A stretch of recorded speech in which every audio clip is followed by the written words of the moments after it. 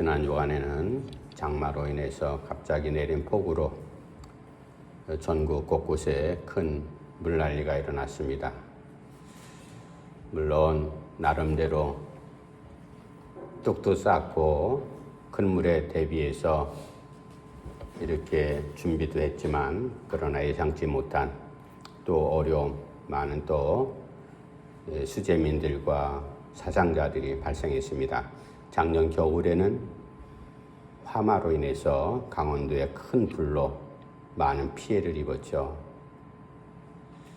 우리가 이렇게 큰 일을 당할 때마다 지나놓고 보면 우리가 내년에는 꼭 잘 방비해가지고 이런 어려움을 당하지 말아야지. 사람들은 다 그렇게 생각을 합니다. 나라에서도 정부에서도 그렇게 하지만 그러나 그 큰일 지나고 난 다음에 발빠르게 거기에 대비해서 조금 예방을 하고 준비를 하면은 훨씬 큰일 당했을 때 어려운 일 겪는 것이 감해질 텐데 그러지 못한 안타까운 일들이 계속 반복되고 있습니다. 성경에 보면은 수많은 인물들이 등장합니다. 그 가운데는 실패했고 좌절했다가 다시 하나님의 은혜로 돌아서서 힘을 얻고 재기했던 그런 인물들이 있습니다. 그 대표적인 인물이 다윗이 그랬잖아요. 하나님 앞에 큰 죄악을 졌고 베드로도 그랬습니다. 예수님을 배반하고 부인했고 그리고 우리가 잘 아는 요셉의 형되는 요셉의 형들, 요셉을 팔아넘긴 그 형들이 동생을 다시 만났을 때 다시 한번 회개하고 새로운 길을 걷는 모습을 우리가 성경에서 살펴볼 수가 있습니다. 그러나 반면 큰 일을 당했을 때 결국은 뒤돌아서고 떠나고 배반했던 사람들, 그들 가운데 몇 사람들은 다시 회복하지 못하고 여전히 등 돌리고 떠나고 죽고 무너져 버리는 그러한 인물들도 있었다. 그 가운데 대표적인 사람이 구약의 사울 왕, 이스라엘의 첫 번째 사울 왕 아닙니까? 하나님께서 왕으로 세워줬는데 자기의 왕이라는 우쭐함 속에서 하나님을 무시하죠. 자기 멋대로 범죄해서 하나님께 버림을 받습니다. 그의 말로도 참 비참하게 끝나버리죠. 그리고 그뿐이에요. 우리가 잘 아는 가룟 유다, 예수님의 12제자 가운데 한 사람이었던 이 가룟 유다. 주님께서 그에게 몇 번인가 돌아설 기회를 줬지만 결국은 주님 배신하고 마지막엔 스스로 목매달아 죽는 그러한 비참한 인생의 말로. 그리고 사울, 바울과 함께 복음을 전하다가 처음에는 열심을 냈다가 가만히 봤더니 예수님의 복음을 전하는 것이 이렇게 쉬운 일이 아니잖아요. 자기의 일생을, 생애를 걸고 모든 걸 헌신해야 되는 그러한 위치에 있는 이 사람 가운데 바울을 도왔던 많은 주변 사람들이 있었습니다. 그 가운데 데마라는 사람은 아니야. 내가 예수님을 따르고 그리고 복음을 전하는 것보다는 내가 가만히 생각했더니 옛날에 그래도 쾌락을 즐기면서 돈도 만지면서 세상 친구들과 여러 가지 어울리며 살던 그때가 훨씬 좋았어. 자꾸만 거기를 못 이겨서 결국 세상을 더 사랑함으로 인해서 예수님의 복음을 전하는 것을 뒤로 던져버린 그 안타까운 사람도 있습니다. 이 사람들 두 부류의 사람들의 모습을 가만히 보면요. 실패했다가 좌절했다가 죄악 저질렀다가 하나님 앞에 다시 은혜 입고 돌아선 사람들의 대부분의 공통점이 무엇인가 하면은 자기의 잘못을 하나님 앞에 그대로 수용하고 고백하는 것. 그리고 나서 나를 의지했던 그 모든 것들을 겸손하게 내려놓고 하나님을 의지하는 마음으로 새롭게 출발했다. 그러나 그러지 못한 반대의 사람들은 여전히 끝까지 자기의 잘못을 인정하지 않습니다. 구차하게 자꾸만 변명을 내세우죠. 이런저런 이유를 내세웁니다. 그리고 마지막에는 하나님이 자기 안에 있는 것, 예수님이 자기 안에 있는 것을 다 떨쳐내버리고 인생 별거야. 내 인생 내가 살아가는 거지. 자기가 주인이 돼서 자기 뜻대로 살아가는 사람들, 성경에는 이 두 부류의 사람들을 비교하면서 이제 그 사람들의 똑같이 실수하고 실패하고 좌절할 수 있어요. 사람이기 때문에. 그러나 그것을 발판 삼아서 다시 일어서는 사람이 있는가 하면은 영원히 무너져 버리고 배반하고 떠나버린 사람도 있다. 우리가 이제 오늘 본문에 등장하는 삼손이라는 사람, 이 사람은 사사죠. 이스라엘의 왕이 세워지기 전에 가나안 땅에 들어가서 이스라엘 백성들이 사는데 하나님의 율법에 의해서 사람들이 살아가면 되거든요. 그러나 사람들이 욕심이 그렇지 않잖아요. 하나님 말씀대로 살기엔 뭔가 부족해. 이방나라 여러 주변 눈을 돌려서 봤더니 이방나라 사람들은 왕이라는 제도를 세워가지고 군대 조직하고 뭔가 정치적으로 활발하게 움직이는 것 같고 힘이 센 것처럼 보이거든요. 하나님, 우리도 그래서 왕을 세워주십시오 라고 그렇게 요구하기 전에 어간에 살아갔던 그 시대가 사사 시대예요. 그러니까 백성들의 지도자가 어떤 지혜라든지 힘이라든지 이런 것 가지고 백성들을 리드했던 지도자, 왕 같은 사람 그 역할을 했고 그리고 제사장 역할을 했던 이런 이제 지도자로서 그렇게 살았던 사람이 바로 사사인데 그 사사 시대에 성경은 한마디로 그렇게 정의하잖아요. 사람이 다 자기 소견에 옳은 대로 그렇게 행하였더라. 그게 하나님 앞에 큰 죄악이었죠. 세상 살아가는 거 세상 사람들은 내 소견 옳은 대로 살아갈 수가 있습니다. 그러나 적어도 우리는 하나님의 백성으로서 이스라엘 사람으로서 우리는 이렇게 살면 안 된다는 것 자신들이 너무나 잘 알고 있어요.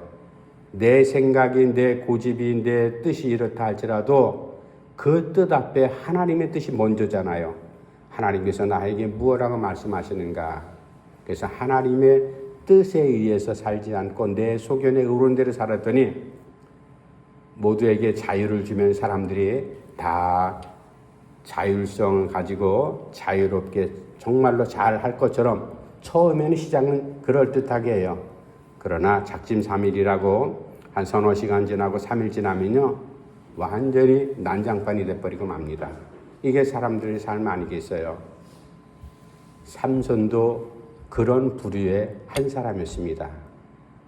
그의 부모는 아름다운 신앙인이었고 하나님께서 그 부모를 통해서 삼손을 이 땅에 보내주셔서 그래 특별히 이스라엘 백성들 가운데 구별된 나시린이라는 사람, 나시린은 머리에 삭도를 칼도 대서도 안 되고 그리고 술을 마셔도 안 되고 다른 사람들하고는 분명히 구별되게 그렇게 살아야 되는 사람임에도 불구하고 그렇게 살았어요. 처음에는 그렇게 살면서 하나님의 은혜로 말미암아 삼손이 다른 사람하고 다른 특징이 힘이 너무나 장사입니다.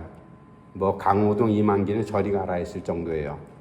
그래서 자기 혼자 블레셋 이스라엘 백성들을 괴롭히는 사람들을 만난 블레셋 사람들 자기 혼자 손으로 이기잖아요. 그리고 맹수들을 만났을 때도 턱뼈 같은 거 하나 가지면은요 다 물리치는 아주 그래서 사람들에게 인기가 얼마나 많은지 몰라요. 주변 인접한 국가 중에 블레셋 나라가 늘 항상 저 골칫덩이 삼손 때문에 어떻게 하면 저것을 제거할까 나름대로 전략을 세웠어요. 저거를 어떻게 회의해서 우리 편으로 만들자. 그래서 들릴라라는 여인, 이쁜 여인을 붙여주잖아요. 결국은 삼손이 하나님의 은혜로 자기가 머리털에서 나오는 힘인 줄 알았거든요. 그래서 나중에 결국은 이제 여인에게 내 힘은 다 비밀인데 내 머리털에서 나온다. 그 밤에 술 먹이고 재워놓고서 머리털을 싹 잘라버리잖아요. 머리털에서 무슨 힘이 나오겠어요. 그 말은 하나님을 의지했던 믿음을 저버렸다 바로 그 뜻입니다. 그 이후로 힘이 다 빠지고 블레셋 사람이 삼손을 잡아갔잖아요. 잡아가서 노예처럼 감옥에 두 눈을 빼고 그리고 맷돌을 돌리는 소처럼 그렇게 그런 감옥 생활을 하게 됩니다.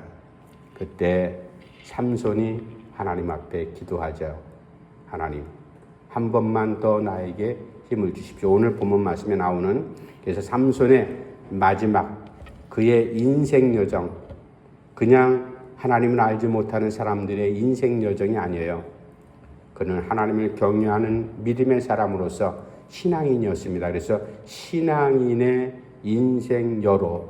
그래서 오늘 말씀의 제목을 이 사람 삼손의 인생을 통해서 우리가 무엇을 배울 것인가.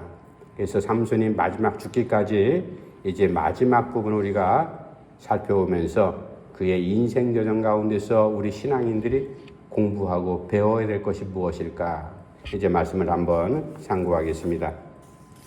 먼저 말씀 넘어가서 25절 말씀 제가 한번 읽어드릴게요. 25절.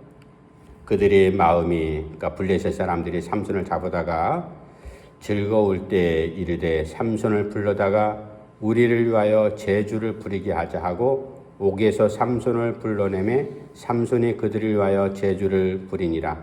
그들이 삼손을 두 기둥 사이에 세웠더니. 첫 번째, 삼손의 인생에게서 무엇을 배울까? 삼손은 지금 현 시점에 감옥에서 이제 두 눈이 뽑힌 상태에서 사람들이 다곤 신전에 다 모였어요. 블레셋 사람들이 자기가 섬기는 신전에 모였다 이겁니다. 그러고 나서 삼손을 불러다가 저 삼손이 한번 제주 부리는 거 우리가 보자. 두 눈이 뽑혔고 힘이 없는데 무슨 제주를 더 이상 볼 것이겠어요. 제주를 본다는 얘기는 제주 부리는 것을 보자. 그 이야기는 원어적으로 희롱한다, 조롱한다, 바로 그 말입니다.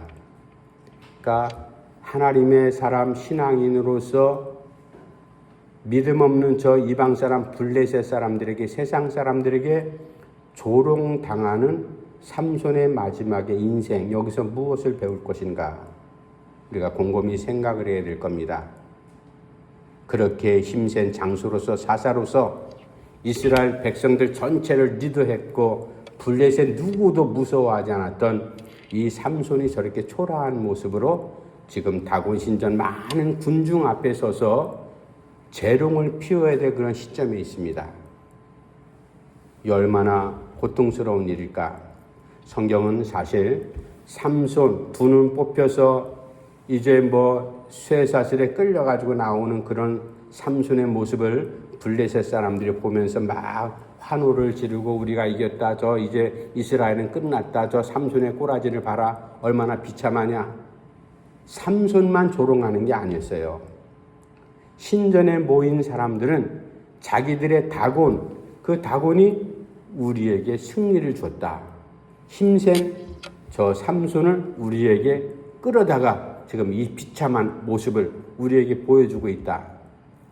이 말을 뒤집어 버리면 무슨 말인가 하면은 삼손이 그렇게 힘이 세실 때 자기 저 이스라엘 백성들이 믿는 하나님, 그 하나님을 그렇게 외치더니 그 하나님 도대체 어디가 있냐 이거예요. 삼손이 그렇게 믿음 좋다고 난리칠 때는 언제고 저 꼴이 뭐냐. 두 눈이 뽑혀가지고 앞을 보지 못합니다.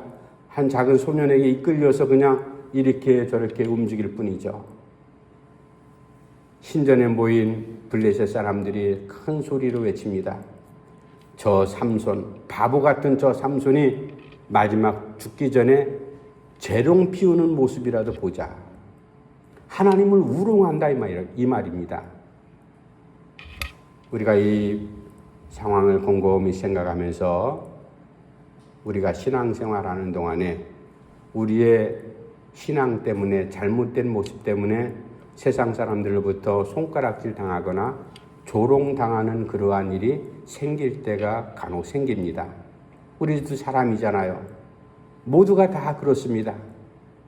우리가 이미 살펴봤듯이 다윗이 그랬고 베드로도 그랬고 다 그랬잖아요. 그렇게 조롱당하는 바로 그 인생이 다 그렇게 삼손이 조롱당한 인생으로 끝났다라면 우리가 볼 것도 없지만 하나님의 사람으로서 조롱당하는 마지막 인생 결론 지어야 될 이 시점에 그런 상황에 있다. 그런데 우리가 곰곰이 생각을 해야 됩니다. 하나님의 사람, 하나님께서 사사로 세운 그 삼손을 하나님께서 그냥 내버려 두실 일이 없죠. 블레셋 사람들에게 지금 조롱당하고 있지만 그러나 조롱당하는 그 자리에서 말씀이 계속 이어집니다. 하나님 앞에 겸손하게 아마 두 눈이 뽑혔지만 속으로 얼마나 눈물이 흘렀을까. 하나님 앞에 간절히 기도하잖아요. 블레셋 사람들 앞에 조롱당하려고 서 있는 이 삼손의 모습. 사실 삼손은 블레셋 사람들 앞에 지금 서 있는 게 아니에요. 앞에 아무것도 안 보이니까 누가 있는지 모르잖아요. 그냥 함성 소리밖에 들리지 않습니다. 그러나 삼손은, 조롱당하는 삼손은 누구 앞에 서 있었는가 하면 바로 살아계신 하나님 앞에 서 있었다. 하나님께서 그 조롱당함을 역전의 기회로 만들기 위해서 지금 준비하고 계신다. 우리가 이것을, 이 말씀을 통해서 삼손의 마지막 인생 가운데 조롱당하는 그 모습을 살펴보면서 우리가 그것을 놓치지 말아야 됩니다. 우리는 부족해서 연약해서 실수할 때도 있고 잘못할 때도 있고 범죄를 저지를 때 있습니다. 세상 사람들로부터 손가락질 당할 수 있습니다. 예수 믿는다더니, 기도한다더니, 그렇게 교회 열심히 다닌다더니 내 꼴이 뭐냐. 그렇게 손가락질 당할 때 우리가 그 손가락질하는 그 사람 앞에 서 있는 것이 아니라 나를 지금까지도 변함없이 인도하시고 사랑하시는 하나님 앞에 서 있는 나를 발견해야 됩니다. 이게 대단히 중요한 거죠. 조롱당하는 삼손의 인생 가운데서 우리가 배울 수 있는 것은 조롱당하는 자기의 잘못으로 인해서 지금까지 이 사태가 일어났습니다. 아니라고 부인할 수가 없어요. 그 자리에서 내가 서 있는 것은 나를 조롱하는 저 세상 사람들의 손가락 앞에 내가 서 있는 것이 아니라 나를 사랑하시고 나를 일꾼 삼아서 사용하셨던 바로 그 전능하신 하나님 앞에 내가 지금 서 있습니다. 그 하나님께서 이때를 기다리셨죠. 역전의 기회를 이루시기 위해서 삼손을 그 자리에 세우셨다. 조롱당하는 그 자리에 우리가 좌절하거나 주눅들지 말고요. 혹 그럴 때 정신 바짝 차리고 우리가 바로 돌이켜 회개해야 됩니다. 하나님, 내가 이 모든 것 내 잘못이고 내 실수고 내 책임입니다. 하나님 앞에 죄인입니다. 연약합니다. 그래서 그런 모습으로 하나님 앞에 서는 사람, 바로 이것이 삼손의 인생을 통해서, 조롱당하는 삼손의 인생을 통해서 우리가 신앙적으로 반면교사 삼아야 될 첫 번째 내용이다. 두 번째, 이제 오늘 본문 말씀을 통해서 하나님께서 삼손의 인생을 통해서 우리에게 알려주시는 건 무엇이 있을까? 27절, 28절 말씀 제가 한 번 더 읽어드리겠습니다. 27절, 28절. 그 집에는 남녀가 가득하니 블레셋 모든 방백들도 거기에 있고 지붕에 있는 남녀도 3,000명 가량이라. 다 삼손이 제주 부리는 것을 보더라. 삼손이 여호와께 부르짖어 이르되 주 여호와여 구하옵나니 나를 생각하옵소서. 하나님이여 구하옵나니 이번만 나를 강하게 하사 나의 두 눈을 뺀 블레셋 사람에게 원수를 단번에 갚게 하옵소서. 아멘. 삼손이 마지막 조롱하는 블레셋 사람들 3,000명 이상 모인 그 많은 사람들 가운데 서 있는데 속에는 아마 피눈물이 흐르겠죠.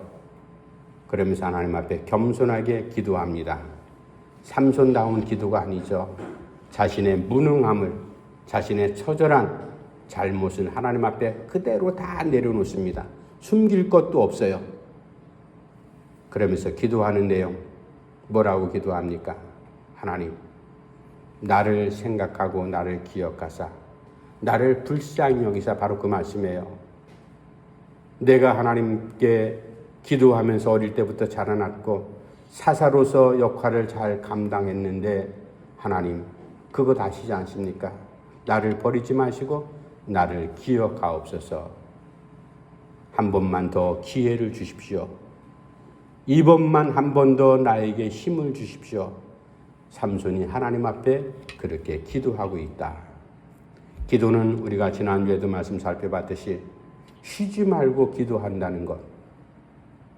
금식하면서 일도 하지 않고 공부도 하지 않고 자기에게 주어진 여러 가지 책무를 감당하지 않고 꿇어 엎드려 그냥 기도만 하는 게, 쉬지 말고 기도하는 게 아니라는 것 우리가 말씀을 통해 살펴봤잖아요. 쉬지 말고 기도하라는 건 어떻게 하라는 것? 어떤 상황을 만나든지 어떤 일을 만나든지 기도하면서 하나님께 엽죽고 하나님의 방법을 찾고 말씀의 지혜를 얻어서 그렇게 행하라. 바로 그게 기도의 목적 아니겠습니까? 그럴 때 내 힘으로도 해결할 수 있는 일이 있지만, 그러나 기도할 때 대부분 일이 우리가 내 힘으로 해결할 수 없기 때문에 하나님의 도움을 구하는 것 아니겠어요? 여러분, 감기 걸릴 때 내 스스로 자가 면역력이 있어서 치료가 되기도 하지만 그러지 않을 때도 있잖아요. 하루가 가고 이틀이 가고 약을 먹었는데도 도통 듣질 않아요. 우리가 그럴 때 안타까운 하나님의 도움을 구하지 않습니까? 어린 자식이 늘 항상 부모에게 징징징징 되는 이유가 뭐예요? 지가 할 수 없기 때문에, 자기의 힘이 무능하기 때문에 엄마 아빠의 도움을 구하는 것 아니겠어요? 우리도 마찬가지입니다. 하나님 앞에 기도하는 것. 이제 삼손이 마지막 하나님 앞에 이 기도하는 처절한 기도. 하나님, 나를 생각해 주시옵소서. 나를 불쌍히 여겨 주시옵소서. 나를 버리지 말아 주시옵소서. 내가 어릴 때부터 하나님 앞에 기도했고 믿음으로 자라난 것 하나님 아시지 않습니까? 내가 하나님 앞에 잘못한 것도 있지만 믿음으로 최선을 다해서 살아간 것도 하나님 아시지 않습니까? 뭐 보상받겠다는 뜻은 아니지만 삼손이 겸손하게 하나님 앞에 기도합니다. 모든 것 다 접어두고, 하나님, 나를 생각하고 나를 기억하사 이번 한 번만 나에게 기회를 주십시오. 나에게 힘을 새롭게 허락해 주십시오. 그래서 저 블레셋 원수들을 물리치게 하옵소서. 원수 갚겠다는 단순한 뜻이 아닙니다. 하나님의 이름도 조롱당하지 않았습니까? 역전의 기회를 허락해 주시옵소서. 하나님께서 지금 그것을 기다리고 있었다. 여러분, 자기가 이제 곧 죽을 것을 예감한 삼손이기 때문에 어떻게 하겠다라는 계획이 나오잖아요. 신전을 바치고 있는 큰 기둥, 그 기둥을 무너뜨리면 자기도 죽고 함께 있는 사람도 다 죽어버리는 겁니다. 그러면 얼마 후에 함께 다 죽는 거죠. 삼손이 그것을 다 이미 알고 있잖아요. 마지막 하나님 앞에 간절히 마지막 기도하는 내용이에요. 하나님, 나를 기억해 주시옵소서. 기억한다고 해서 다시 살 것도 아니고 죽는 자리인데, 이것은 하나님을 조롱했던 저 블레셋, 저 이방 사람들, 하나님, 저들을 다 하나님 심판해 주시옵소서. 바로 그런 기도 아니겠어요? 물론 우리가 하나님 앞에 기도할 때 속상한 일, 억울한 일이 있어서 하나님 이 원수를 갚게 하시고 뭐 그런 우리가 분노 가운데 그렇게 하나님 앞에 기도할 수 있지만, 원수를 끊임없이 사랑하라. 7번, 70번씩 7번이라도 용서하라고 말씀하신 주님 말씀처럼 우리가 끊임없이 상대를 사랑하고 용서해야 될 대상이죠. 그러나 사람이기 때문에 도저히 용서 안 되는 그런 일들도 있어요. 이건 내 힘으로 할 수 없거든요. 하나님께서 나를 감싸주시고 내 마음을 변화시켜 주지 않으면요, 우리 인간들의 마음이, 심성이 얼마나 고약한가 하면 한번 꽁 해서 움켜쥐고 그렇게 갈라진 마음은요, 도저히 풀어지지 않는 부분들이 있어요. 그거 누가 풀어줘야 됩니까? 하나님께서 풀어주셔야 되거든요. 이거는 인위적으로 풀 수가 없는 일들이 수도 없이 있습니다. 그래서 기도하는 것 아니겠어요? 삼손이 하나님 앞에 마지막으로 기도합니다. 여러분, 우리가 기도할 때 이 부분, 삼손이 마지막으로 자기의 삶 가운데, 인생 가운데 마지막으로 기도했던 이 심정을 가지고 우리가 매일매일 기도할 때 이런 심정으로 사실 기도해야 될 거다. 제가 늘 연초나 연말에 말씀드리잖아요. 우리가 새해 시작됐지만 마지막을 살아가는 모습으로 우리가 출발해야 된다. 그리고 마지막 자리에서 우리가 또 처음처럼 출발해야 된다. 우리가 하루 살고 마는 건 아니지만 우리가 언제까지 어떻게 살지는 아무도 모릅니다. 그러나 매 순간마다 최선을 다해서 절체절명의 그러한 심정으로 마지막 내가 하나님 앞에 기도하는 심정으로 이런 기도 우리가 그렇게 기도해야 된다. 이 삼손의 인생 가운데서 이 마지막 기도하는 이 모습을 우리가 처절하게 배울 수 있기를 간절히 바랍니다. 이제 마지막 세 번째 삼손의 인생에서 배워야 될 것이 무엇이 있을까? 마지막 30절, 31절 말씀 우리 한번 다 같이 읽어봅시다. 30절, 31절 말씀 시작. 삼손이 이르되 블레셋 사람과 함께 죽기를 원하노라 하고 힘을 다하여 몸을 굽히매 그 집이 곧 무너져 안에 있는 모든 방백들과 온 백성에게 덮이니 삼손이 죽을 때 죽인 자가 살았을 때 죽인 자보다 더욱 많았더라. 그의 형제와 아버지의 온 집이 다 내려가서 그의 시체를 가지고 올라가서 소라와 에스다올 사이에 그의 아버지 마누아의 장지에 장사하니라. 삼손이 이스라엘의 사사로 20년 동안 지냈더라. 아멘. 하나님의 일꾼으로 믿음의 사람으로 신앙으로서 직책이 중요한 게 아니라 믿음으로 살았다는 것 그것이 중요한 겁니다. 하나님의 사람으로 한 인생을 산다는 것이 얼마나 소중한 일인지. 그러나 그 인생을 살아가는 동안에 우리가 하나님의 마음을 아프게 하면서 살아가는 사람도 있지만 그러나 순간순간 실수하고 넘어지고 좌절하도 다시 그때마다 정신 차리고 하나님 앞에 바르게 서고 하나님의 뜻을 펼치는 그러한 수많은 믿음의 사람들이 있잖아요. 성경뿐만 아니라 우리 교회사 2000년 역사 가운데 그렇게 해서 죽음도 불사하면서 믿음으로 살았던 수많은 훌륭한 우리 믿음의 선배들이 있습니다. 우리가 그렇게 거창하게 산다 할지 못할지라도 우리가 이 삼손의 마지막 모습 보면서 이제 마지막 부분 마지막 기도하면서 하나님께서 삼손의 소원을 기도를 응답하시죠. 마지막 순간까지 쓰임받는 그런 인생. 아이고 나는 다 꼬부라져서 눈도 잘 안 보이고 뭐 걸음도 제대로 못 걷고 여러 가지가 불편한 내가 이 나이에 뭐 하나님을 하겠어. 하나님 앞에 쓰임받겠어. 연세 드신 많이 드신 권사님 장로님들 그런 분들 많이 우리가 주변에 보잖아요. 그런 분들 젊을 때처럼 많이 활동하지 못한다 할지라도 그 장로님 권사님들 간혹 그런 간증을 하세요. 아이고 내가 조금만 젊었더라면 젊었을 때 내가 더 열심히 일했더라면 그런 후회스러운 그런 고백을 할 때가 있어요.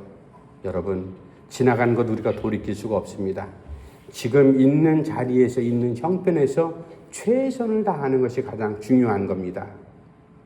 두 눈 다 뽑히고 힘도 하나도 없고 아무것도 쓸모없는 무용지물한 인간처럼 된 이 삼손이 어떻게 하나님 앞에 쓰임받겠어요?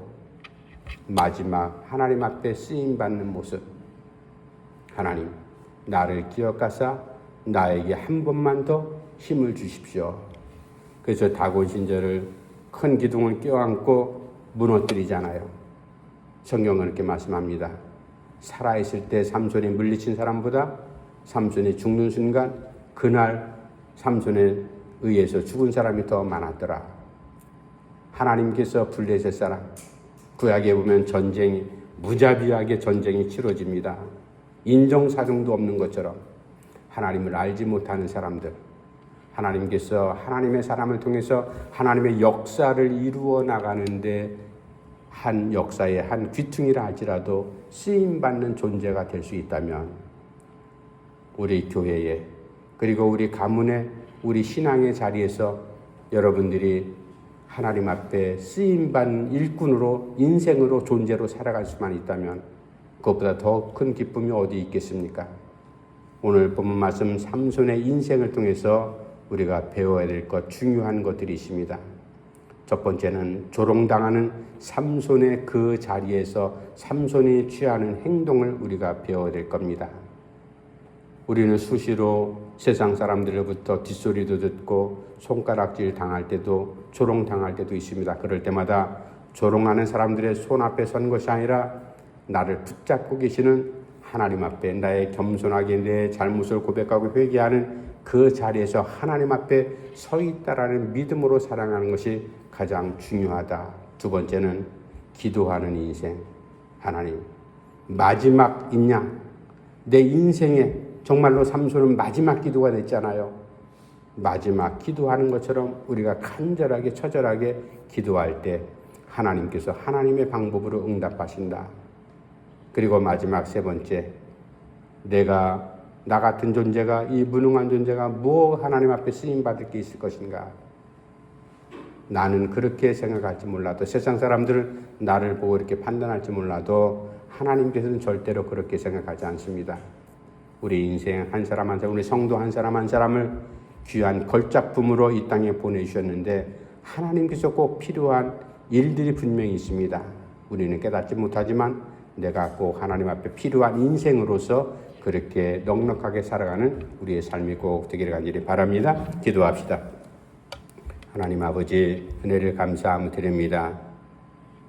무더위와 장마 가운데 또 많은 사람들의 슬픈 소식도 어려운 소식도 들려오고 있습니다. 아버지 하나님, 큰일 겪을 때마다 다시는 이런 일 당하지 말아야지 사람들은 이렇게 결심하지만 그러나 그것이 작심삼일이 되고 맙니다.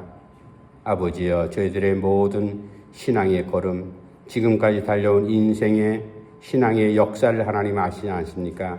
하나님 온전히 함께 하셔서 삼손이 신앙으로 걸어왔던 신앙의 여러 그 인생 가운데서 우리가 배울 것 잘 배워서 우리의 신앙생활 하나님께서 우리를 부르실 때까지 건강하게 유용하게 정말로 쓸모있는 존재로 살아갈 수 있도록 저들의 걸음을 주께서 인도해 주시옵소서. 예수님의 이름으로 간절히 기도하옵나이다. 아멘.